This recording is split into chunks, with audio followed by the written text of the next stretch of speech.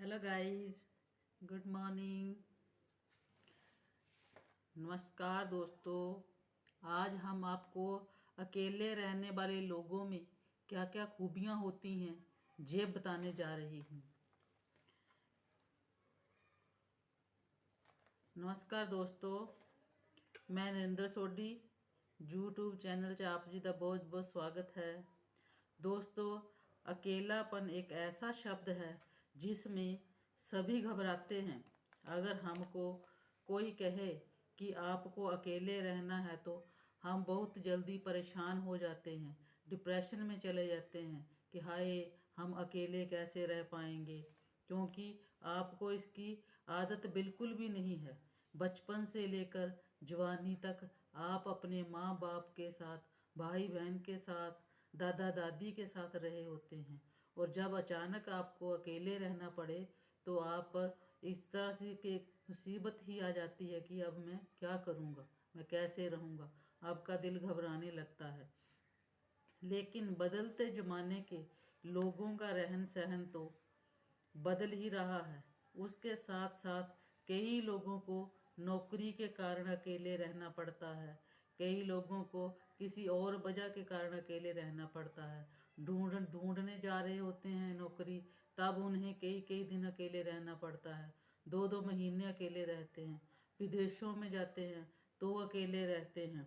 वे अकेले रहकर बड़े सच्चेपन से काम करते हैं। मगर कुछ लोग अपनी मर्जी से अकेले रहते हैं, उनमें कुछ अलग ही गुण होते हैं।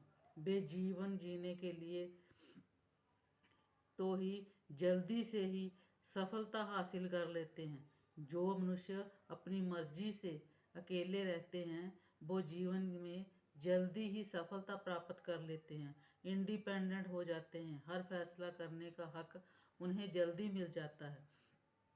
अगर आपने अकेले रहने के फायदे जान लिए तो समझो आपने सारा जीवन समझ लिया। अकेले रहने का ये मतलब बिल्कुल भी नहीं है कि बे इंसान अपने माँ बाप से प्यार नहीं करता, अपने भाई बहन से प्यार नहीं करता, रिश्तों नातों में जाना नहीं जानता, दादा बाबा का केयर नहीं करता। ऐसी बात नहीं है। उसमें साथ रहने वालों से अलग ही अटैचमेंट होती है। जितने हम साथ रहकर एक दूसरे की परवाह नहीं करते, जितना अकेला रहने वाला व्यक्ति अपने परिवार की परवाह करता है, उन्हें जानता है, उन्हें प्यार करता है, उन्हें उनके बारे में सोचता है, वे स्वयं से ज़्यादा उन्हें प्यार करता है, मगर अपने आप में सफलमंद हो जाते हैं, यूनिक पर्सनैलिटी के बन जाते हैं। अगर अकेले रहते होंगे, आपने सुना होगा कि हर इंसान में कोई ना कोई ख्वाहिश तो होती है, मगर उसका मतलब तब पता चलता है जब वे आप अपने आप से समय व्यतीत कर रहा होता है, जब वे अपने आप से बातें करता है, अपने आप को जानने लगता है।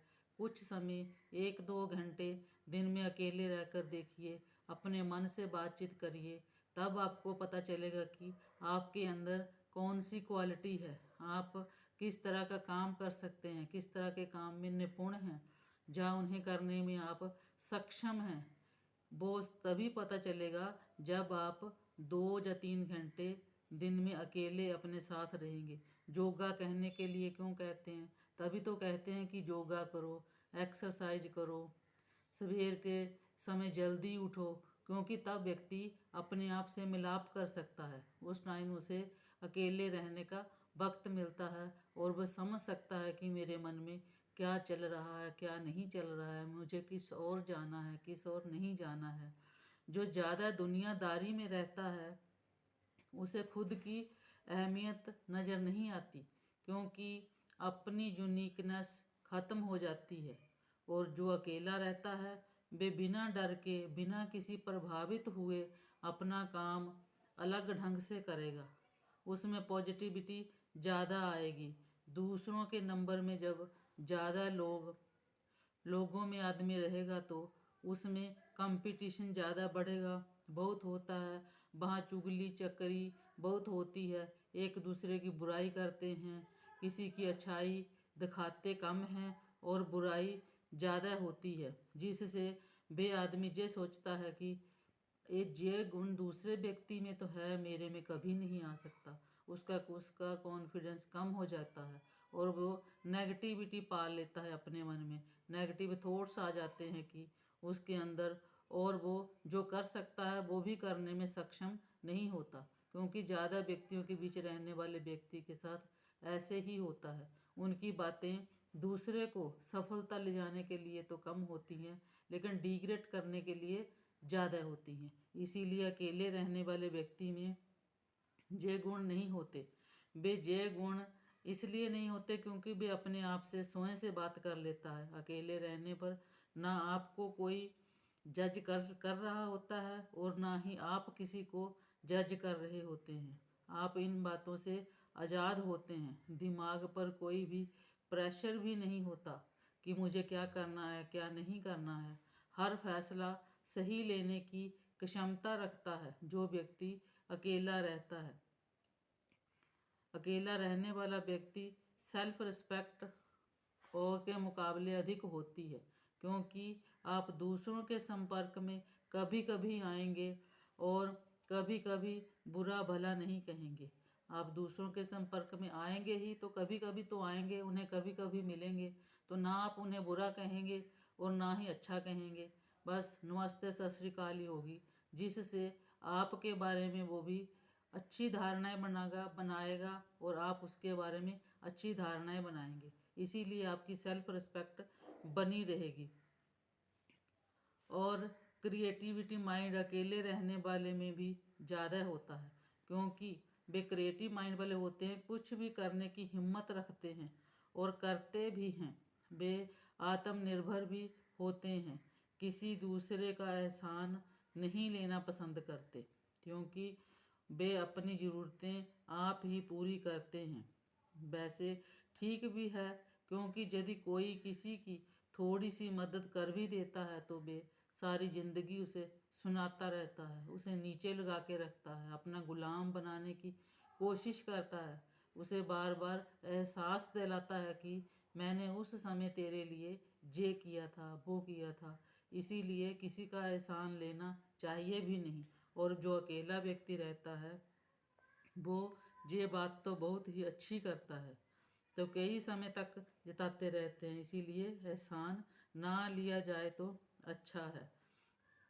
वे मेंटली एंड फिजिकली बहुत ही ज़्यादा स्ट्रोंग होते हैं। जो व्यक्ति अकेले रहते हैं उनका मानसिक और शारीरिक तौर पर मजबूत होना ही उनकी सफलता का कारण है, क्योंकि उन्हें पता होता है कि कोई भी मुसीबत आती है तो उन्हें अकेले ही फेस करना पड़ेगा।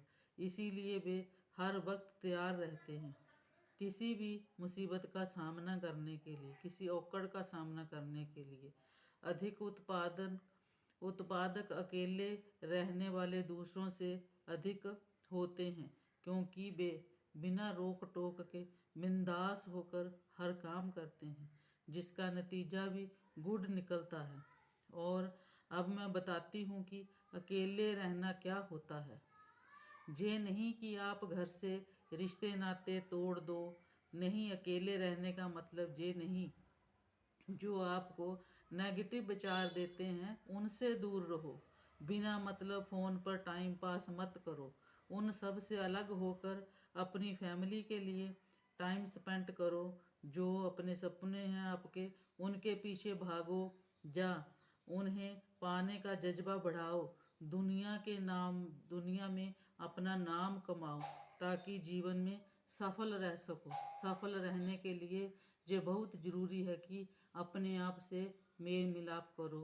1-2 घंटा सुबह ज़रूर निकालो, एक्सरसाइज करो, ताकि आप अपने आप को जान सको और ज़िंदगी में सफल बन सको। नमस्कार।